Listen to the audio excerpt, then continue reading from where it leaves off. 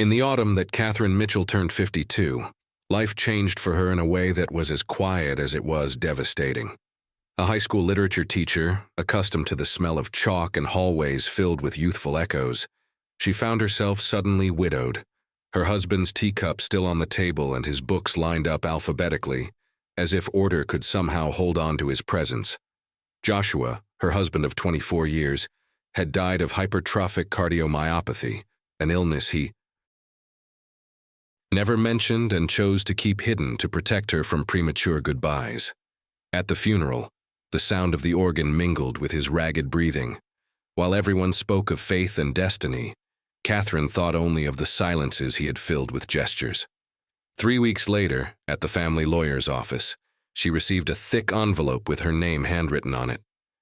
Inside were a brass key with a blue ribbon, a small memory disk, and a laptop with a sticker of a horse, a symbol of the things Joshua always wanted to share but never said aloud.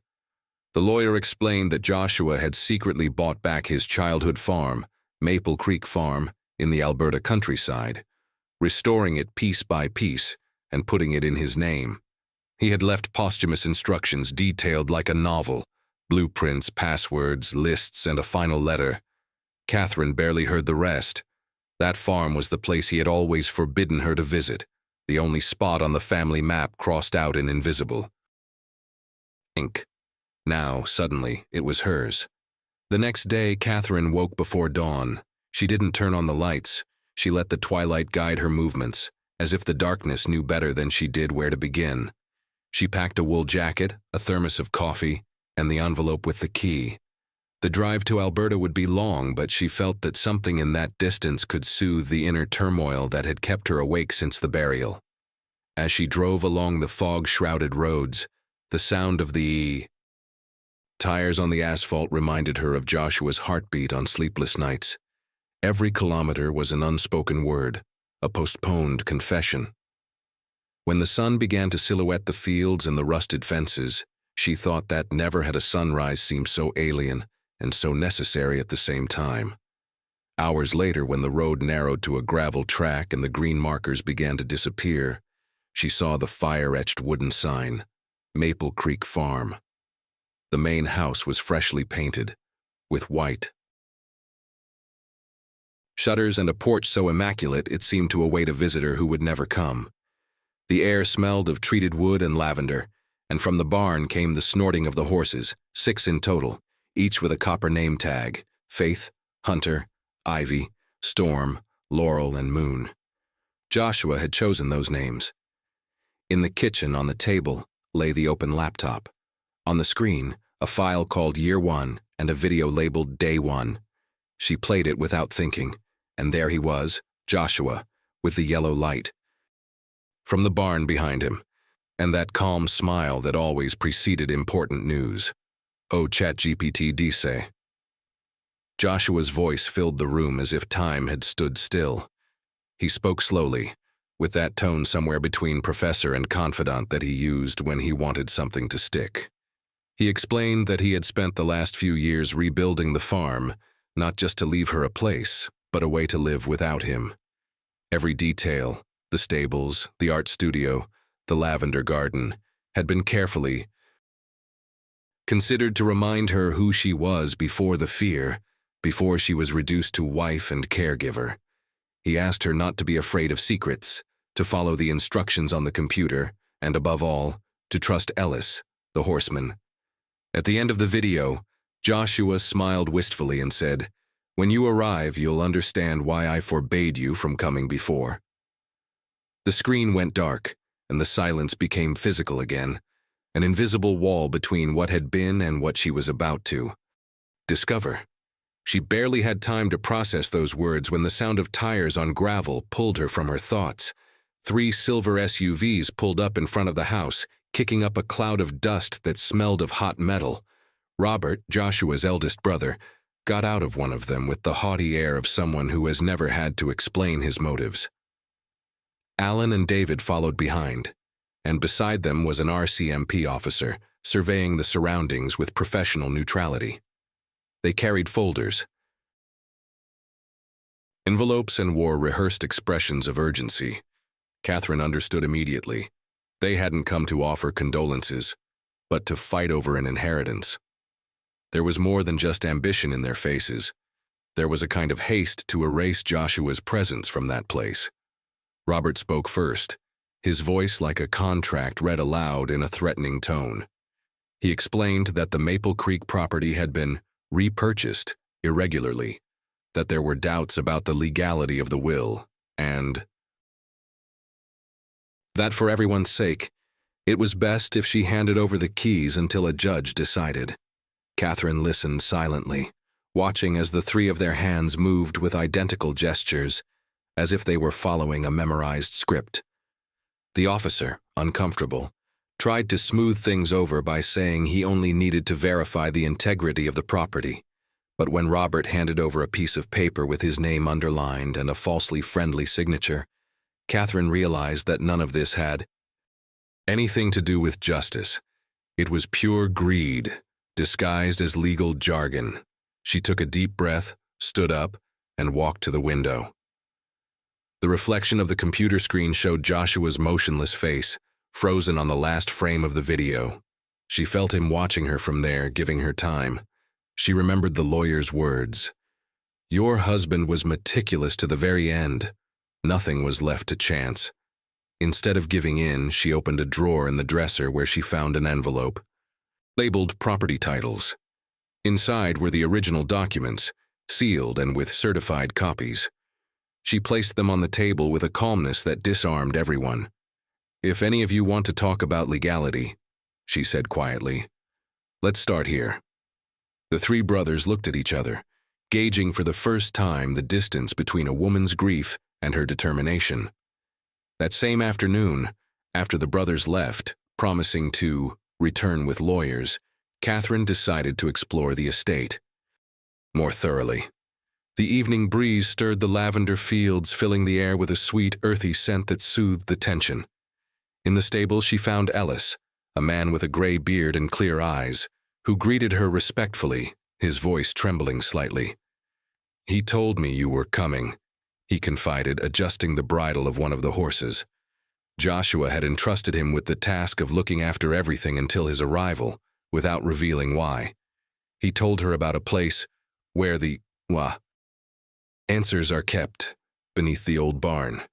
Catherine followed him, and in a corner covered by dusty planks they discovered a locked trapdoor. The key with the blue ribbon fit perfectly. The descent was narrow and smelled of damp wood. Down there she found what Joshua called his war room, an orderly space with maps, folders, tape recorders, and an old monitor connected to hard drives labeled with dates. On the walls hung geological diagrams and copies of emails detailing frauds and financial maneuvers by his own brothers. Joshua had documented everything, anticipating the attack. On a metal shelf, Catherine found a blue notebook with crooked lettering, for when it all turns to noise. On the first page, Joshua's handwriting read, "Don't fight for me, fight for what can still grow." The phrase sent a shiver down her spine. She understood that this room wasn't just a refuge. It was the game board he had started, knowing he wouldn't be around to see it end.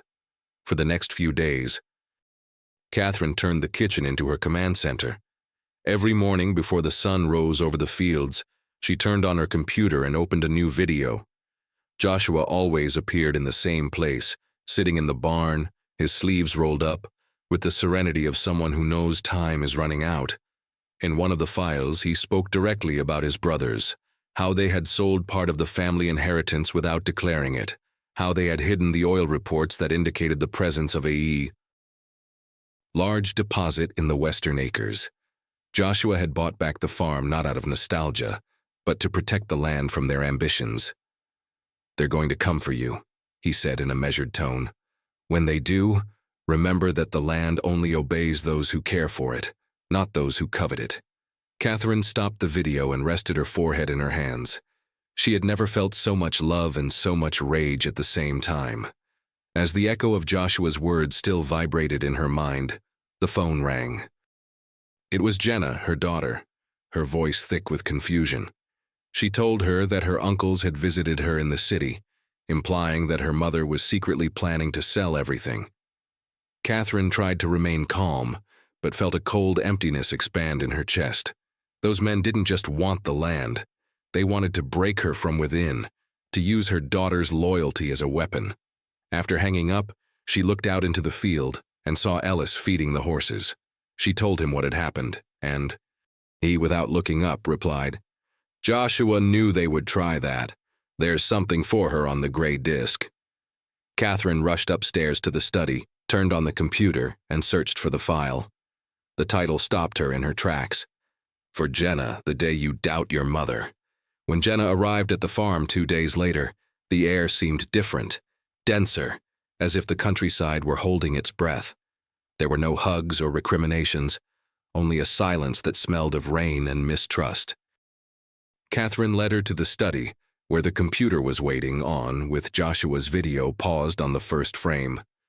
"Just watch it," she told her. On the screen, Joshua spoke tenderly, but with a clarity that dispelled any doubt. He confessed that he had left the farm in his mother's hands not out of favoritism, but because he knew she would take better care of the land and the people than anyone else. Then, his voice hardened. He mentioned his brothers, the documents that proved their fraud, and the forged contracts that nearly destroyed the family business.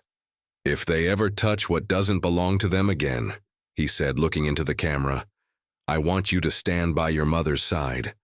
Not because I'm asking you to, but because it's the right thing to do." Jenna burst into tears, unable to meet his gaze. Mother and daughter spent hours reviewing the files, uncovering together the secrets Joshua had kept.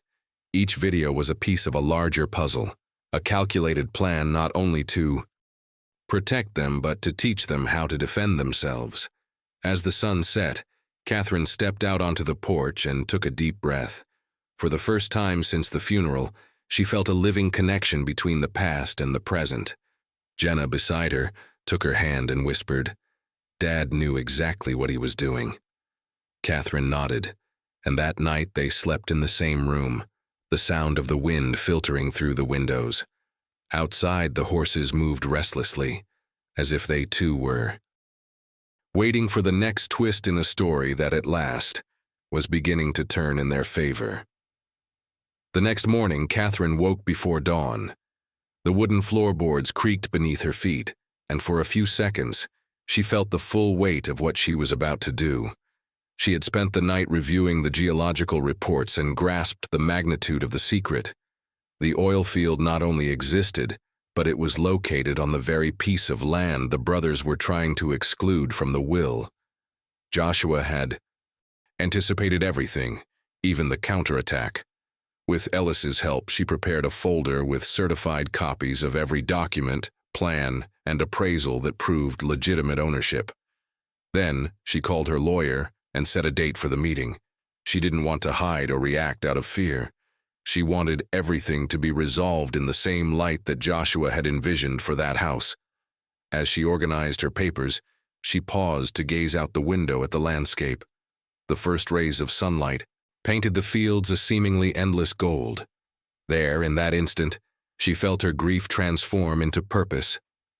Joshua had left clues, but he had also left trust. She picked up her laptop and wrote an email to Western Plains Energy, a rival company she had heard about in the videos. Her proposal was clear: an alliance that respected environmental regulations and guaranteed a fair profit, far removed from the greed that drove her brothers-in-law. When she sent the message, she breathed a sigh of relief. The war her husband had foreseen had begun, but it wouldn't be a battle of force, but of intelligence. "Oh, ChatGPT, Disa." The day of the meeting dawned with a gray sky and a persistent wind that rattled the windows. Catherine set the dining room table as if it were a battlefield. In the center, the geological maps. To the left, the original deeds, and to the right, a black folder with copies of the Western Plains Energy contracts. Ellis was in charge of greeting the visitors. Robert was the first to enter, with his usual arrogance and the air of someone who felt in control. Behind him, Alan and David in suits, with strained smiles, and a lawyer who could barely conceal his impatience. "We thought we could resolve this in a civilized manner," Robert said, placing a briefcase on the table. Catherine looked at him without blinking. "That's exactly what I came to do," she replied. The calmness in her voice was a crack in their self-assurance. The Mitchells' lawyer opened the documents and began listing the irregularities committed by the brothers in previous years. Hidden transfers, forged signatures, tax evasion. Each word landed like a punch. Catherine waited for the right moment and slid the complete report of the deposit toward them, with its exact location in the Western Acres. "This," she said, pointing to the map, "is what you're really looking for, and it's in my name, certified by the provincial registry." The three men fell silent, their faces tense, their hands pressed tightly against the table. Just then, there was a knock at the door. It was the CEO of Western Plains Energy, invited by Catherine. His presence completely changed the atmosphere. Suddenly, the brothers understood that they weren't negotiating with a confused widow, but with the strategic heir to a legacy that outlived them. The ensuing silence was so thick you could hear the ticking of the old wall clock. Catherine seized the opportunity to open the black folder containing her strongest card. The complete dossier Joshua had secretly compiled over years. Inside was irrefutable proof that Robert, Alan, and David had manipulated the family business's funds and falsified financial statements to seize shares that didn't belong to them. Copies of emails, bank statements, and statements from complicit employees were there. Signed, sealed, impossible to deny. "My husband knew you would betray him," Catherine said, with an uncharacteristic calm. "And he also knew I would have to face you someday." Robert tried to speak, but the words dissolved into a nervous tremor that left him exposed. The Western Plains executive watched silently, taking notes. Finally, he broke the tension by saying the company would be willing to collaborate with Maple Creek Farm on the condition of absolute transparency and Catherine's direct control. It was confirmation that his plan had worked. Alan, the youngest, put his hands to his face, overwhelmed by defeat, while David muttered something about settling this out of court. But it was too late. The power had shifted. Catherine closed the folder and said simply, "I don't want to destroy you. I just want you to stop lying." It was then that the wind opened a dining room window, letting in a cold gust that lifted some papers. No one moved. Joshua somehow was there, in every precise decision, in every silence that weighed more than a word. The meeting ended with the signing of an agreement that sealed more than just a financial deal. It sealed the final downfall of three men who had mistaken power for right. Catherine demanded a non-contest clause and the immediate transfer of any interest the brothers might have claimed in Maple Creek Farm. Their lawyer, pale and resigned, signed on their behalf as the notary drew up the deed. The CEO of Western Plains extended his hand to Catherine and said his company would guarantee compliance with environmental standards and the restoration of the land after extraction. It was the kind of contract Joshua would have approved, fair, clean, and sustainable. As the brothers left the house, the echo of their footsteps sounded hollow, as if the building itself were repelling them. Catherine stood there, gazing out the window at the field that was now officially hers. That night, she turned on the lights in the art studio Joshua had prepared for her. The walls smelled of new wood and promise. She placed a canvas on the easel, took out the paints she'd stored away for years, and began mixing colors without a plan, letting her hands move on their own.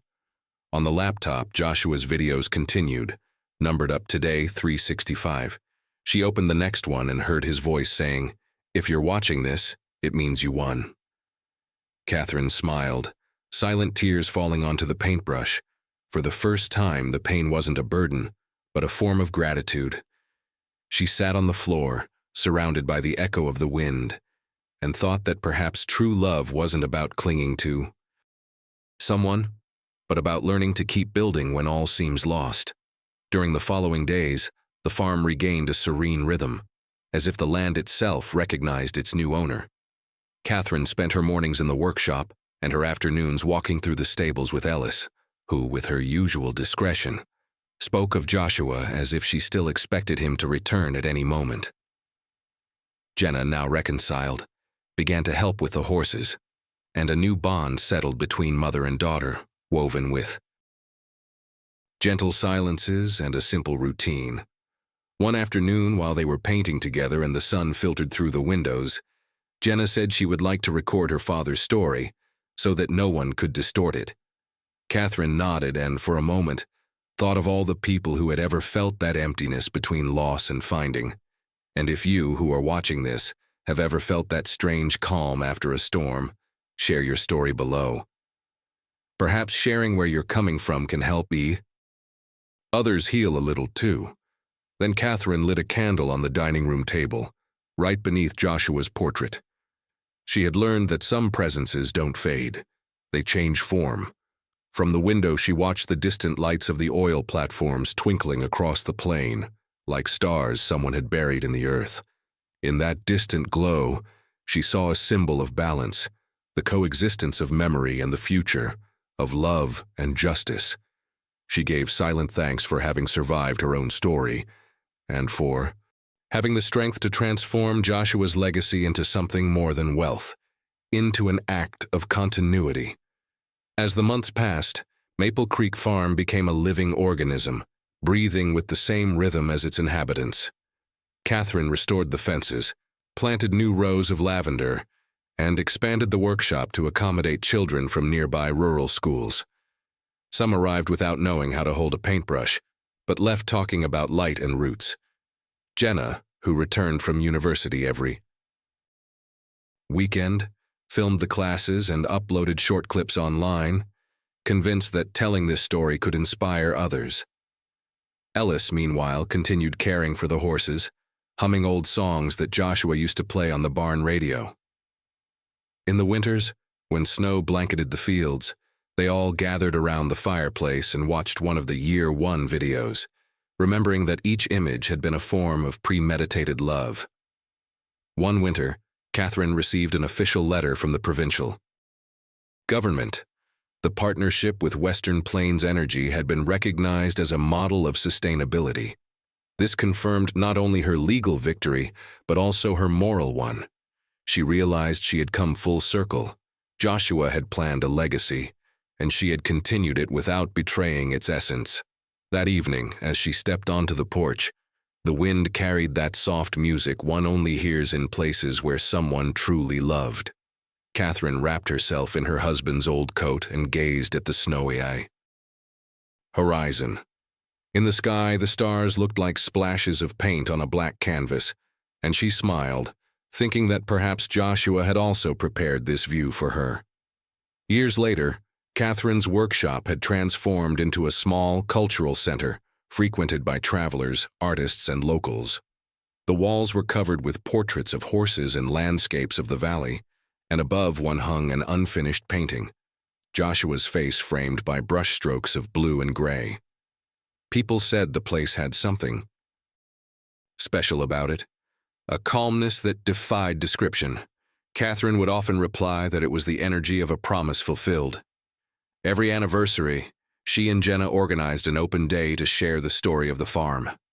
They didn't talk about contracts or oil, but about second chances, about what it means to nurture what you love even when no one is watching. As night fell, Catherine turned off the lights in the workshop and stood gazing at the fields. The moon reflected in the frozen puddles, and the air smelled of lavender and freshly lit wood. She felt a peace she hadn't known for decades, a quiet certainty. She had survived love, grief, and fear, and had transformed Joshua's legacy into something that continued to give life. She closed her eyes and thought that perhaps the true inheritance wasn't land or money, but the ability to reinvent oneself without losing tenderness. In that thought, all the noise of the world seemed to stop.